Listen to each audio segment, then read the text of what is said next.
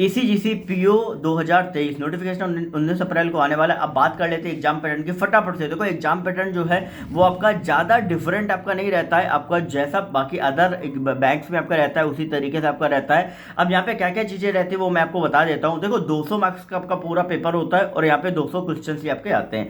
अब यहाँ पे जैसा बैंक में होता है कि सेक्शनल टाइम जो होता है वो हर पर्टिकुलर सब्जेक्ट को जो है वो दिया जाता है। अब यहाँ पे एक चीज ध्यान रखना कि पेपर यहाँ पे दो होते हैं, पहला होता है आपका एमसीक्यू, दूसरा होता है डिस्क्रिप्टिव, दोनों एक ही दिन में होते हैं। और यहाँ पे बात करें तो एमसीक्यू में आपके टोटल 5 सब्जेक्ट आते हैं, मतलब एमसीक्यू में 200 क्वेश्चन आते हैं 200 मार्क्स के।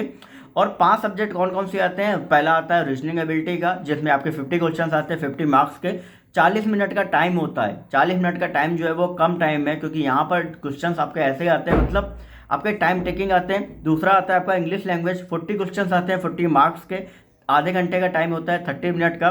फिर होता है आपका कंप्यूटर नॉलेज का, 20 क्वेश्चंस आते हैं 20 मार्क्स के आते हैं, 10 मिनट के यहाँ पे आपका जो टाइम है वो आपका रहता है, ठीक है। फिर आपका जनरल अवेयरनेस के आते हैं 40 क्वेश्चंस आते हैं 40 मार्क्स के, यहाँ पे आपका 20 मिनट का टाइम रहता है। फिर आपका आता है क्वांट का, 50 क्वेश्चंस आते हैं 50 मार्क्स के आपके आते हैं, यहाँ पे आपका टाइम रहता है 40 मिनट का जो है वो आपका टाइम जो है वो आपका रहता है। तो ओवरऑल अगर हम बात करें तो यहाँ पे लगभग 2 घंटे 40 मिनट का जो आपका पेपर है वो आपका रहता है, मतलब 2 घंटे 40 मिनट का यहाँ पे पूरा पेपर रहता है। और इसके बाद फिर आपका होता है डिस्क्रिप्टिव पेपर जो कि आपको सिर्फ और सिर्फ इंग्लिश में देना होता है। डिस्क्रिप्टिव में क्या होता है, दो होते हैं, एक ऐसे राइटिंग होता है, एक प्रिसाइज राइटिंग होता है, ठीक है। अब ऐसे राइटिंग आपका 20 मार्क्स का होता है, प्रिसाइज भी 20 मार्क्स का होता है, और दोनों जो होते हैं वो 40 मार्क्स के जो होते हैं वो आपके रहते हैं, ठीक है। और 40 मिनट जो होता है वो आपका दोनों के लिए दिया जाता है, मतलब आपको दोनों के लिए अलग अलग नहीं, प्रिसाइज और आपका लेट ऐसे राइटिंग दोनों में आपका 40 मिनट का टाइम जो रहता है। और लैंग्वेज जो है वो आपकी पूरी तरीके से इंग्लिश जो है वो आपकी रहनी चाहिए, ठीक है।